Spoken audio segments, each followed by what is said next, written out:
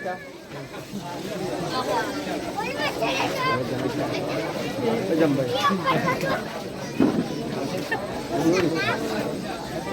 દાદાના પવિત્ર દિવસો ચાલતા હોય અને તે સમય દરમિયાન અમને તમારા આંગણે આવી અને આરતી કરવાના જે લાભ મળ્યો છે એ બદલ તમામ ગ્રામજનોનું અમે તમામ ટીમ તરફથી દિલથી સ્વાગત કરીએ છીએ।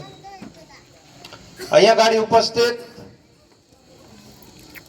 અમારા છોટાઉદેપુર લોકસભાના પ્રભારી શ્રી એવા મુકેશભાઈ વારિયાજી,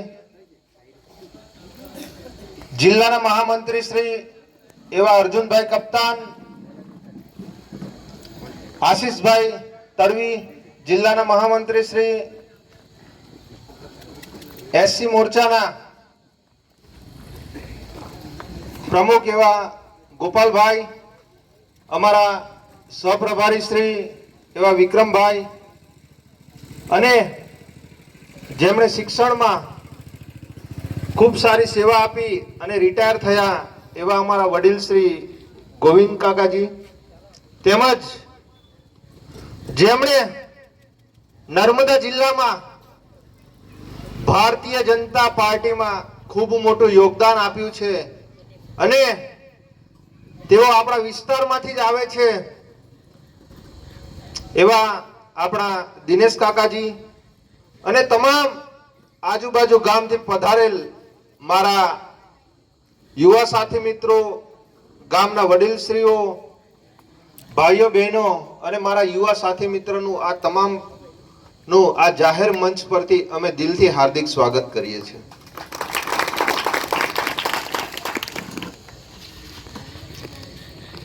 આજે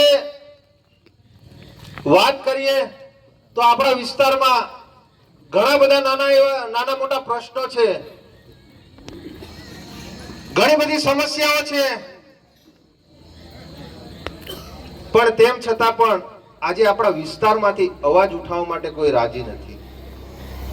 આજે આપણા હક અને અધિકાર માટે આજે આ સરકાર સામે બોલવા કોઈ તૈયાર નથી। આપણે ક્યાં સુધી આવી જિંદગી જીતા રહીશું? ક્યાં સુધી આપણે ગુલામી જ કરતા રહીશું? પહેલા ગોરા અંગ્રેજોના ગુલામ હતા, અત્યારે આ કાળા અંગ્રેજોના ગુલામો છીએ આપણે। જો હજુ પણ આપણે નહીં જાગીએ તો હજુ પણ આવી ને આવી સમસ્યા આવશે। અમે અમારી જે ટીમ છે અને આ ડેડિયાપાડાના ધારાસભ્ય હોય, વિસાવદરના ધારાસભ્ય હોય, એ તમામ ભણેલા ગણેલા છે, તમામ ગ્રેજ્યુએટ લોકો છે। અમારી પર આ સરકાર સામે, આ પ્રશાસન સામે અવાજ ઉઠાવતા ઘણા બધા કેસો થાય છે। એવી જ એક ઘટના કહીએ, આ આપણી બાજુમાં જ અને આ તમારા તિલકવાડા તાલુકામાં જ જે અલવા ગામ હતું, એ અલવા ગામમાં એક મહિલાને દીપડો, આ તમે બધા ખેતરમાં જાઓ છો આજુબાજુ, અત્યારે ચોમાસાનો સમય છે, નીંદામણનો ખાતર નાખવાનો, આવા સમયે એક આપણી અલવા ગામની મહિલા પોતાના ઘરના પાછળના ભાગે એ કઈક કામ કરતી હતી અને એને દીપડાએ એને ગળાના ભાગે પકડી અને મૃત્યુ પામી હતી। ખબર છે ને તમને બધાને કે ભૂલી ગયા છો? તો અમારી ટીમને અમને જાણ પડી અને અમે ત્યાં સ્થળ પર મુલાકાત લેવા ગયા તો એ મહિલાને જે સિવિલ હોસ્પિટલનું જે પીએમ રૂમ આવે છે ત્યાં ગાડી એકદમ બિનવારસી તરીકે એમને ત્યાં ગાડી સુવડાવી રાખ્યા હતા અને ત્યાં ગાડી ટ્રેક્ટર, એક નાનકડું જે મિની ટ્રેક્ટર આવે છે, મિની ટ્રેક્ટરમાં એમને એકદમ બિનવારસી જે પેલું વ્હાઈટ કલરનું કાપડ આવે છે એમાં ઝોલીમાં ઉઠાવી અને ટ્રેક્ટરમાં મૂક્યું। તો ત્યાં ગાડી આપણા વિસ્તારમાંથી ચૂંટાયેલા જિલ્લા પંચાયતના સદસ્ય અને જિલ્લા પંચાયતના પ્રમુખ શ્રી એવા અમને ત્યાં ગાડી મળ્યા।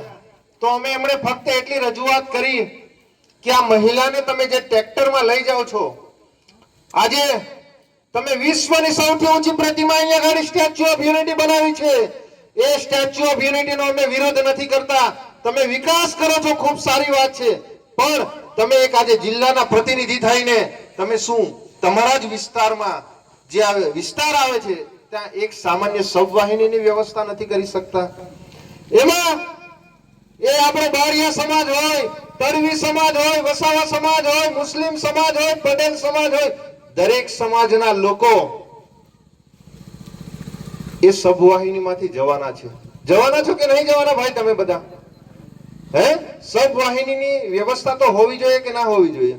એક સામાન્ય બાબત માટે એમના કુટુંબના પરિવારને પણ ખબર નથી રહેતી અને તિલકવાડા પોલીસ સ્ટેશનમાં એક કુટુંબનો કોઈ પરિવાર પણ ત્યાં હાજર નથી રહેતો અને અમારા 8 જણ પર ફરિયાદ દાખલ કરી.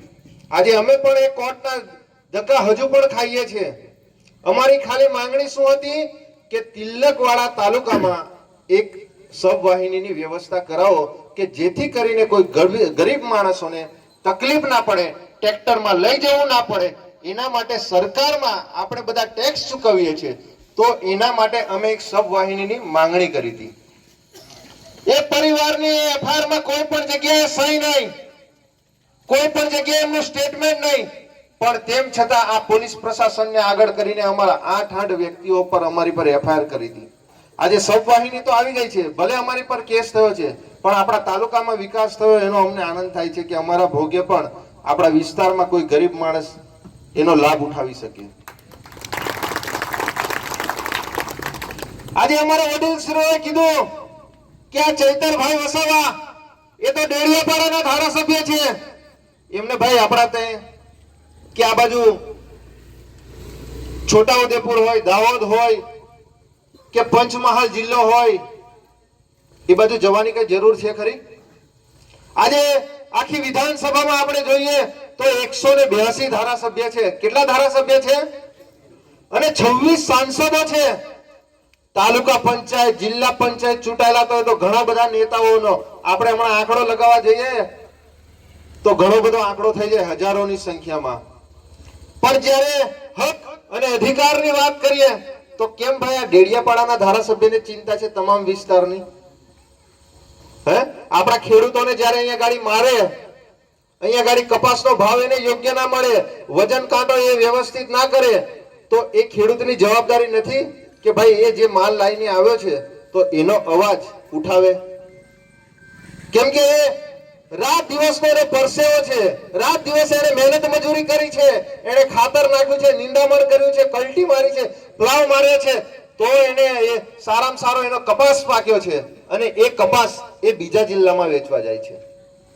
તો આપણા ભારતીય જનતા પાર્ટીના નેતાઓને અમે કહેવા માંગીએ છીએ કે 30 વર્ષથી ભારતીય જનતા પાર્ટીનું શાસન છે, પણ તેમ છતાં આપણા વિસ્તારમાં તમે વિચાર કરો કે આપણા વિસ્તારમાં ઝીંક છે કે છે? આખા નર્મદા જિલ્લામાં કેમ આપણે બીજા જિલ્લામાં આપણે આપણો કાચો માલ આપણે ત્યાં વેચવા જવો પડે?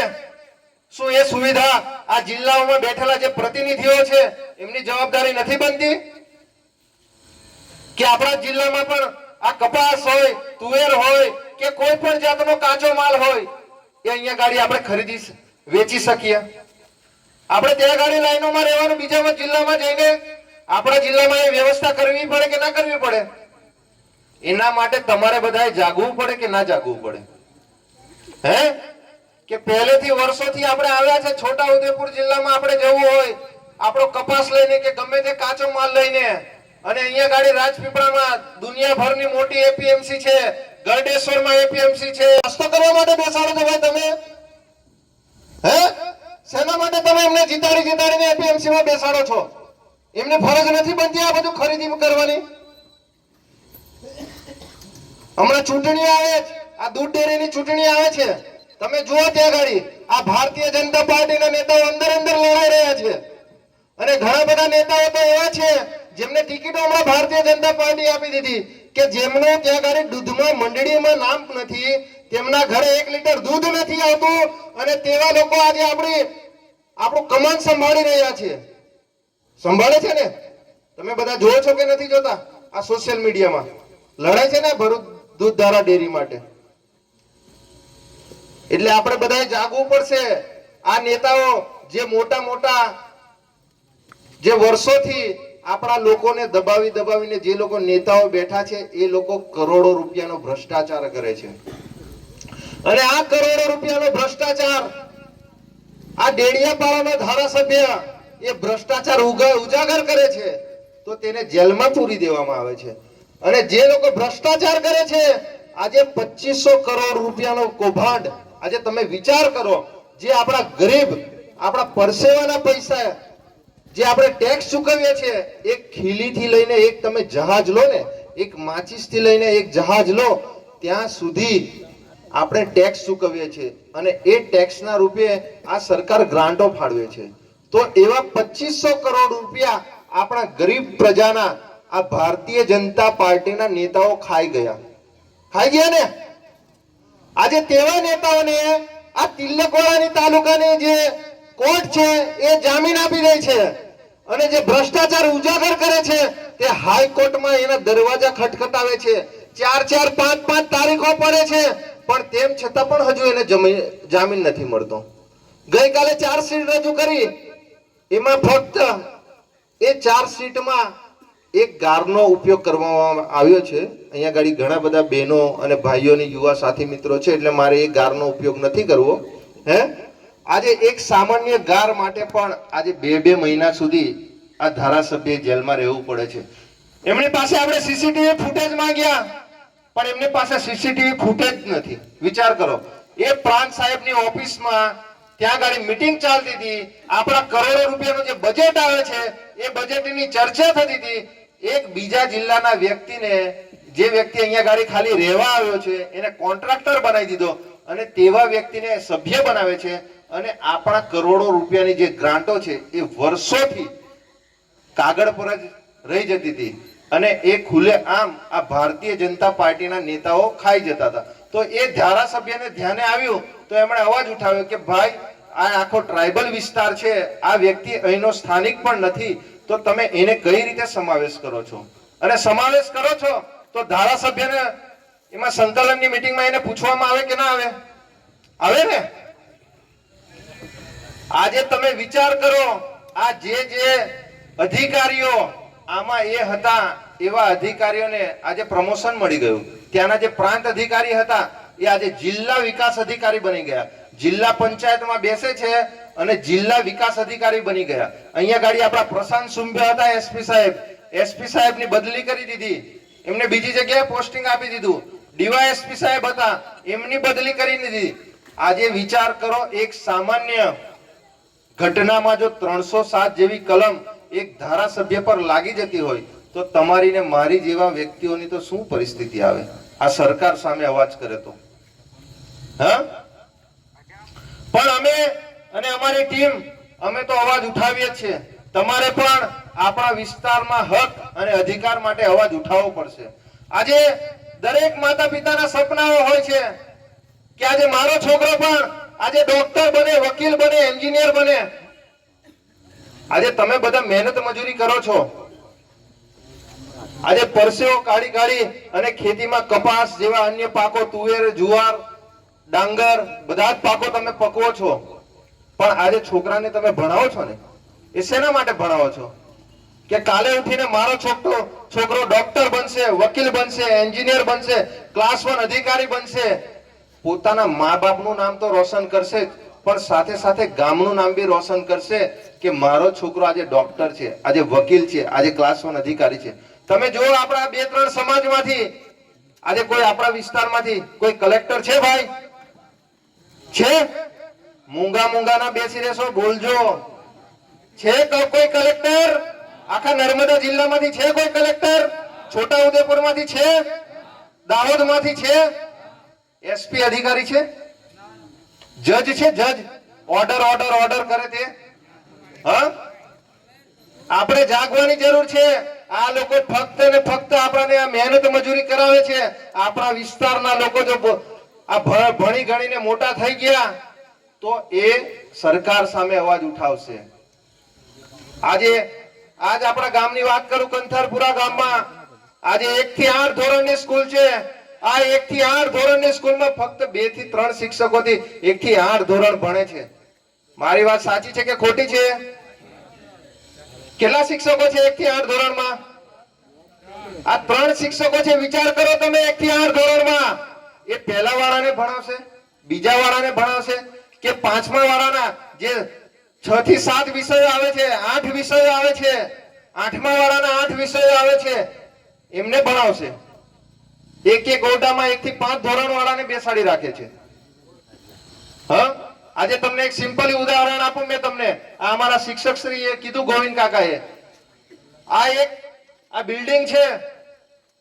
આ બિલ્ડિંગને આપણે 10 માળ સુધી ખેંચવી હોય તો એમાં શું કરવું પડે? આપણે નીચે એનો પાયો મજબૂત કરવો પડે ને. એમાં સિમેન્ટ સારો વાપરવો પડે, રેતી, કપચી, સળિયા, તમામ વસ્તુ આપણે સારું વાપરવું પડે. તો એ 10 માળની બિલ્ડિંગ સુધી એ 10 માળની બિલ્ડિંગ સુધી જો આપણે ખેંચવું હોય તો નીચે કોન્ક્રીટ વ્યવસ્થિત એનો માલ મટીરીયલ નાખવો પડે તો 10 માળ સુધી બિલ્ડિંગ ટકી રહે. અને નીચે માલ બરાબર ના વાપરીએ તો શું થાય? તૂટી પડે ને. એવી જ રીતે જો તમારા બાળકોને 1 થી 5 ધોરણ હોય, 1 થી 8 ધોરણ હોય, જો એને પાયામાં જો સારામાં સારું શિક્ષણ નહીં મળે તો એ 10મામાં જશે તો ફેલ થશે, એ 12મામાં જશે તો ફેલ થશે, એ કોલેજમાં જશે તો એમને સારામાં સારું રિઝલ્ટ નહીં મળે. આજે તમે જોયો, આ સરકારે ઘણી બધી જે કોલેજો પ્રાઇવેટ કરી દીધી, સ્કૂલો પ્રાઇવેટ કરી દીધી. અને અહીંયા ગાડી તમે એટલા કેપેબલ છો કે તમારા છોકરાને તમે રાજપીપળા ભણાવવા મોકલો? એટલા કેપેબલ છો તમે? હે? આ દિલ્હીની સરકારમાં મૂકી દે. આજે મુખ્યમંત્રી એ નિર્દોષ છૂટે. એટલે ખરેખર જાગવાની જરૂર છે. અને બીજી વાત કરીએ તો આજે આ નર્મદા ડેમ આપણો જે બન્યો છે અહીંયા ગાડી, એમાં ઘણા બધા ત્યાંના સ્થાનિક લોકોએ જમીનો આપી છે. ઘણા બધા લોકોને આ ઘરો તોડી નાખવામાં આવ્યા છે, એમની દુકાનો તોડી નાખવામાં આવી છે. આજે તેવા બિચારાઓ આજે ટાવરો પર ચડી જાય છે. આ આપણા જ વિધાનસભાના મિનિસ્ટર હતા જે તે સમયે, અને તેમણે અધિકાર મળતો નથી. આપણા વિસ્તારમાંથી અહીંથી નર્મદા કેનાલ જાય છે, એ કચ્છ ભુજ સુધી પાણી જાય છે. આજે ત્યાં ગાડી એકદમ લીલુંછમ થઈ ગયું. અને ભાઈ, તમને બધાને પાણી મળે છે? તમે બધા ખેડૂત છો કે પછી બિઝનેસમેન છો? મને લાગે ત્યાં સુધી આપણા વિસ્તારમાં બધા બિઝનેસમેન છે. અહીંયા ગાડી કોઈ ખેડૂત નથી. ખેડૂત છો તો તમને લોકોને પાણી મળવું જોઈએ કે ના મળવું જોઈએ? આ નર્મદા ડેમનું પાણી આપણા જિલ્લામાંથી જો કચ્છ ભુજ અને સૌરાષ્ટ્રમાં ત્યાં લીલુંછમ કરી દેતા હોય તો આપણા નર્મદા જિલ્લાના ખેડૂતો અને જે ફક્ત 10 થી 15 કિલોમીટરના એરિયામાં રહે છે તો એવા ખેડૂતોને પાણી ના મળવું જોઈએ? કે ફક્ત ને ફક્ત આપણે ચોમાસાની અને શિયાળાની ખેતી કરવાની છે, ઉનાળામાં આપણી જમીન એકદમ કોરી જ રાખવી છે? તો એના માટે કોણ બોલશે ભાઈ? તો તમે હજુ સુધી બોલતા કેમ નતા? અહીંયા ગાડી આપણા ગામની આજુબાજુમાંથી પણ કેનાલ જાય છે, નાની કેનાલ જાય છે ને, એમાં આવે છે પાણી? નથી આવતું. આ ચૈતરભાઈ આવે ને એટલે એક દિવસે આપણે આ મોટી કેનાલ છે ને, એ મોટી કેનાલ જ આપણે અહીંથી બંધ કરી દઈએ ને. પહેલા અમારા લોકોને પાણી આપો, પછી તમે બીજા જિલ્લાઓની ચિંતા કરો, બીજા વિસ્તારની ચિંતા કરો અને કચ્છ ભુજની ચિંતા કરો. અહીંયા ગાડી પેલું દીવા તળે અંધારું એવું કહે છે ને, એ પરિસ્થિતિ આપણી છે. અને એના માટે તમારે બધાએ જાગવું પડશે. અમે 2 જણ, આ અમારી ટીમ, અમે કેટલું બોલશું ભાઈ? તમારે લોકોએ પણ આપણા હક અને અધિકાર માટે અવાજ ઉઠાવવો પડશે. કેમ કે આપણા વિસ્તારમાંથી જો આટલી મોટી કેનાલ જતી હોય અને આપણા જ લોકોને પાણી ના મળતો હોય, આ બહુ શરમજનક બાબત છે. તમે આટલા વર્ષોથી વેઠો છે કેમ તે નથી ખબર પડતી. તમે આટલા વર્ષોથી જાગતા નથી કે? હમણાં જોજો, આ 17મી સપ્ટેમ્બર આવે છે, આજે 2જી તારીખ છે. 15 દિવસ પછી આ આજુબાજુના ખેડૂતો પણ જરા ધ્યાન રાખજો ભાઈ. સાહેબની બર્થડે આવે છે, બરાબર? ઘણા બધા લોકો ખેતરો ધોવાઈ ગયા છે, ઘણા બધા લોકોના ઘરો ધોવાઈ ગયા છે, તબેલા ધોવાઈ ગયા છે. એટલે આ 17 સપ્ટેમ્બર આવે છે. આપણા સાંસદ આવશે અહીંયા ગાડી ડેમ પર, ધારાસભ્ય આવશે, મુખ્યમંત્રી આવશે ગેટ ખોલવા માટે. એટલે કોઈ તણાઈ ના જતા. હા, કેમ કે એ લોકો તો કહેતા નથી, ઉપરથી જેટલું પાણી આવી ગયું છે એટલે અમે રાતોરાત જન્મદિવસના દિવસે જ મોદી સાહેબને ખુશ કરવા માટે અમે ખોલી નાખ્યા દરવાજા, એવું કે છે. આવું થાય છે ને? થયું છે? હા, એટલે જોતા રહેજો ને જાગતા રહેજો. આ સ્કૂલોને લેવા જઈએ છીએ, આપણી બાજુ આ રેંગણ વાસણ ને એ બાજુ ગામ છે, અને બીજા ઘણા બધા ગામોની અમારી ઉપર કમ્પ્લેન આવે છે. અમુક અમુક ગામોમાં તો એક જ શિક્ષકથી શાળા ચાલે છે. ચાલે છે ને? આ બીજા ઘણા બધા ગામડાઓમાં જઈએ તો આ તમારા જેવા અને આપણા જેવા જે આ કાચા ઘરો હોય એમાં ઓરડાની અંદર વાંસની કામળીઓ બાંધેલી હોય અને આ ભારતીય જનતા પાર્ટીના નેતાઓ નોટબુક આપવા જાય તઈ. હે અલા ભાઈ, તમે જ્યાં નોટબુક આપવા જાઓ છો ત્યાં જુઓ તો ખરા, તે છોકરાઓ નીચે લીપેલું હોય, આપણે આ ગાયો ને ભેંસોના છાણથી નીચે લીપેલું, અને આજુબાજુ કામડી હોય અને ઉપર નળિયા હોય અને પતરા હોય. હા, અને બાળકો એવામાં ભણે છે. અને આ બિચારાઓ પેલા નોટો, નરેન્દ્ર મોદી સાહેબની નોટો આપી અને ફોટા પડાવે, હે કે વિકાસ ગાંડો થયો છે, સબકા સાથ સબકા વિકાસ. હે તો આ 30 વર્ષમાં તમારી સરકાર છે ગુજરાતમાં, તમે આ વિકાસ કરો છો? જુઓ છો કે નહીં જોતા તમે? કદાચ આપણા ત્યાં તો શું છે, સ્કૂલ જરા સારી હશે, પણ અમે ઘણી બધી સ્કૂલોની મુલાકાત લઈએ છીએ તો જર્જરી સ્કૂલો છે.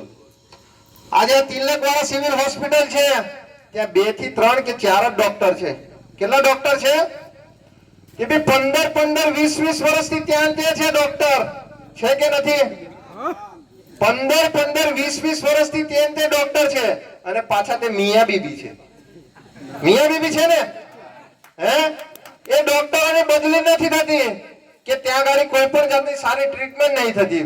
હમણાં આપણા તિલકવાડા તાલુકામાંથી કોઈનો એક્સિડન્ટ થયો હોય, કોઈને માથામાં વાગ્યું હોય, કોઈનો ફ્રેક્ચર હોય તો પાટાપિંડી કરીને રાજપીપળા રેફર કરી દેશે, અને રાજપીપળાથી બી પાટાપિંડી કરીને જાઓ બરોડા.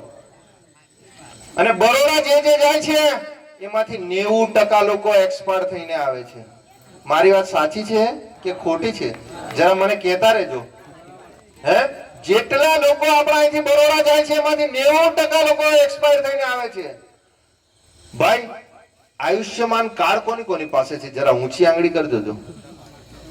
મા અમૃતમ કાર્ડ, આયુષ્યમાન કાર્ડ છે ને? બધા જ પાસે છે. ખૂબ સરસ વાત છે, અમને આનંદ થયો. આ આયુષ્યમાન કાર્ડ આ નર્મદા જિલ્લાની કઈ હોસ્પિટલમાં ચાલે છે ભાઈ? કશે ચાલે છે? આ સરકાર શું આપે છે આપણને? લોલીપોપ આપે. અહીંયા કોણીએ ગોળ ચટાડે, અહીં કોણીએ ગોળ લગાડી દીધો હોય, તમારી જીભ પહોંચવાની છે? હા, સરકાર એટલા મોટા મોટા વાયદા કરે છે, લોભામણી જાહેરાતો કરે છે. આજે તમે વિચાર કરો, આટલું મોટું સ્ટેચ્યુ ઓફ યુનિટી બનાવ્યું, હજારો કરોડ રૂપિયાના પ્રોજેક્ટો બનાવ્યા, તો એક આપણા જિલ્લામાં એક સારી હોસ્પિટલ ના હોવી જોઈએ? અહીંયા ઘડી આખી દુનિયાના લોકો અહીંયા ઘડી પ્રવાસે આવે છે. આજે કોઈ એક લશ્કરી પલટી ખાઈ ગઈ તો શું પરિસ્થિતિ આવે? હમણાં વચ્ચે એક કલેક્ટર હતા, આજે 4-5 વર્ષ પહેલા, તો એક લશ્કરી પલટી ખાઈ ગઈ હતી, તો તે વખતે હેલિકોપ્ટર ચાલતા હતા, તો એ હેલિકોપ્ટરમાં બરોડા લઈ ગયા હતા, ખબર છે? પણ તમારી મારી જેવાને એટેક આવી ગયો કે કોઈ ગંભીર એક્સિડન્ટ થઈ ગયું કે કોઈ બીમારી આવી ગઈ તો તમે ક્યાં જાઓ? અહીં સિવિલ હોસ્પિટલમાં અમે જઈએ છીએ કે પેલા ડોક્ટરો તો જાણે કોઈના લગ્નમાં આવ્યા હોય એવા ફરે છે. ત્યાં ગાડી કોણ ડોક્ટર અને કોણ પેશન્ટ અને કોણ એના દર્દીના પેલા સગા સંબંધીઓ છે તે જ નથી ખબર પડતી. ડોક્ટરે ડ્રેસ કોડ પહેરવો જોઈએ કે ના પહેરવો જોઈએ? હે એ તો જાણે કોઈના લગ્નમાં આવ્યા હોય ને તેવા ફરે છે.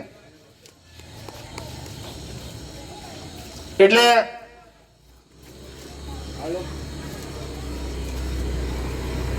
તમારે બધાએ આપણા પોતાના હક અને અધિકાર માટે અવાજ ઉઠાવતા શીખવું પડશે. અમે લોકો તો શું છે, ચૈતરભાઈની વિચારધારા જોડે ચાલનારા લોકો છે. અમે હંમેશા પ્રજાના જે પણ કંઈક નાના મોટા પ્રશ્નો છે એ પ્રશ્નો ઉઠાવનારા વ્યક્તિઓ છે.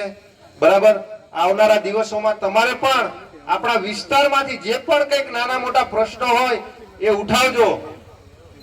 અને જો નહીં ઉઠાવો ને તો આ તમે જે એવી રીતે આ મહેનત મજૂરી કરી અને આ ખેત મજૂરી કરો છો એવી જ પરિસ્થિતિ જો તમારા બાળકોની ના આવે ને તો જોઈ લેજો તમે.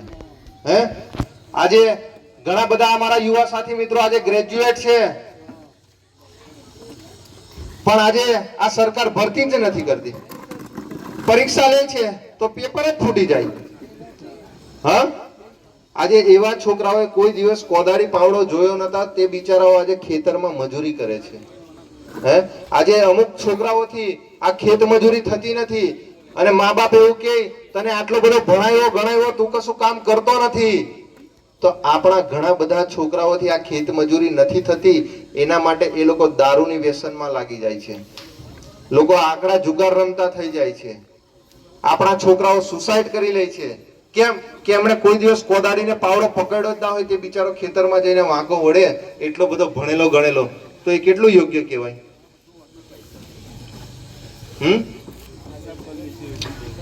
એટલે આપણા વિસ્તારમાં ભરતી થવી જોઈએ ને. આજે તમે જો અહીંયા ગાડી આપણે જોઈએ તો તલાટી કઈ નો તો સૌરાષ્ટ્ર કાઠિયાવાડનો, શિક્ષક કઈ નો તો સૌરાષ્ટ્ર કાઠિયાવાડનો. હે, અહીંયા હવે તો મીટરો જે બિલ ફાળવા આવે એ પણ ત્યાંના, પેલા ડ્રાઈવર કંડક્ટરો આવે તે પણ ત્યાં, કોર્ટમાં જાઓ તો કોર્ટમાં પેલો પટાવાળો હોય તે બી સૌરાષ્ટ્ર કાઠિયાવાડનો. તાલુકા પંચાયત, જિલ્લા પંચાયત, કલેક્ટર ઓફિસ, તમે કોઈ પણ ઓફિસમાં જતો રહો, આપણો સ્થાનિક માણસ જોવા નહીં મળે. હે, અહીંયા ગાડી ડી સ્ટાફમાં બી હશે ને એ પણ કાઠિયાવાડીઓ હશે, છે કે નથી?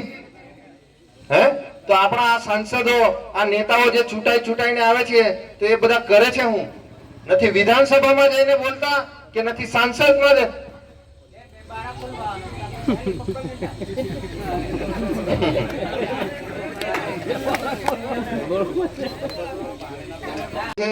પણ હવે સમયની પણ પાબંદી છે અને આવનારા દિવસોમાં તમે પણ બધા જાગો એવી અમારી સૌની વિનંતી છે. કેમ કે આજે એક ચૈતરભાઈ જેવા જે આપણા હંમેશા પ્રજાના પ્રશ્નો ઉઠાવતા હતા, આજે એવા વ્યક્તિને પણ જો આ લોકો જેલમાં મૂકી દેતા હોય, ખોટા એફઆઈઆર કરી, ખોટા કેસો કરીને, જો એ ચૈતરભાઈ વસાવા જો એ નહીં બોલે ને આપણા વિસ્તાર માટે, તો આવનારા દિવસોમાં બીજો કોઈ ચૈતરભાઈ પેદા થવાનો નથી. અત્યારે આપણા તિલકવાડાની જ વાત કરું, આપણા તિલકવાડામાં જે આ મોટી આ જનસભાઓ થાય છે ને, આ જનસભાઓ જોઈને આ ભારતીય જનતા પાર્ટીના નેતાઓને ઊંઘ ઉડી ચાલી.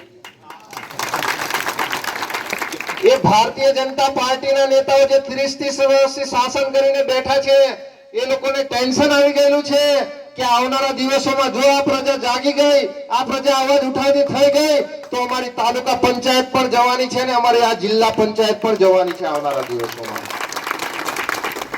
અને આવનારા દિવસોમાં તમારી જેવા જ યુવાઓ અને આ આગેવાનોએ કમાન સંભાળવાની છે આપણા વિસ્તારમાંથી. અને આપણા વિસ્તારમાં જે શોષણ થયું છે એ તમામ વિસ્તારમાંથી આ એક ચૈતરભાઈ હવે પેદા થવાની તૈયારી છે. ઉજાગર કરનારા લોકો અમારી જેવા હશે, ચૈતરભાઈ જેવા હશે, અમારી ટીમ જેવા હશે, એ જેલમાં હશે અને ચોર લોકો પાછા અહીંયા ગાડી આવીને બેસી જશે. એવા લોકોને બેસાડવા છે. હે, તો બોલો, બે હાથની મુઠ્ઠી વાળીને, હા, ચૈતરભાઈ તુમ આગે बढ़ो, चैतरभाई तुम आगे बढ़ो, हम तुम्हारे साथ हैं। जेल के ताले टूटेंगे, जेल के ताले टूटेंगे, ચૈતરભાઈ ને છોડાવવા કે નહીં છોડાવવા? હે, એવું ને? સારું, અમે ચૈતરભાઈ અહીંયા ગાડી આવ્યા હતા ત્યારે આપણે તિલકવાડાની જેલ નાની પડતી હતી, ખબર છે ને? હે, ચૈતરભાઈ જો અહીંયા ગાડી હોત ને રાજપીપળાની જેલમાં, તો આ જેલ નાની પડતી. જે મોટી બનાવેલી છે ને એમણે, જિલ્લાની જેલ, એમને ખબર પડી ગઈ કે આ જેલને આ લોકો તોડી નાખશે, એટલે એમને લઈ ગયા ડાયરેક્ટ બરોડા. હે, આજે તમે વિચાર કરો, એક ધારાસભ્યથી આ સરકાર જે આજે 30 વર્ષથી શાસન કરે છે, આજે એ સરકારને કેટલી ધાક લાગે છે. હે, કે આજે એક સામાન્ય પાણીના ગ્લાસથી, એક ગ્લાસ કેટલો વજન હતો ભાઈ? 1 કિલો, 2 કિલો કે 3 કિલોનો? 5 કિલોનો. સરસ. આજે 5 કિલોના ગ્લાસથી આજે સંજયભાઈના એ કપાળના ભાગે કે માથાના ભાગે એને માર્યો કે નથી માર્યો એ તો હવે સરકાર અને સરકારમાં બેઠેલા અધિકારીઓ અને નેતાઓ જ જાણે છે કે એ ગ્લાસ મારવાથી પણ આજે 307 જેવી કલમ લાગી જાય છે. તો એક ગ્લાસ આપણા ઘરે રાખવા જેવો ખરો? તો તમે શેના માટે રાખો છો? એનાથી ખરેખર મર્ડર થઈ જતું હોય તો એને આ શેના માટે રાખવાનો આપણે? આજે તમે વિચાર કરો, 307 જેવી કલમ લાગી જાય છે આ એક પાણીના ગ્લાસથી. કઈ નહીં, મારી વાણીને અહીંયા ગાડી વિરામ આપું છું. જય હિન્દ, જય ભારત.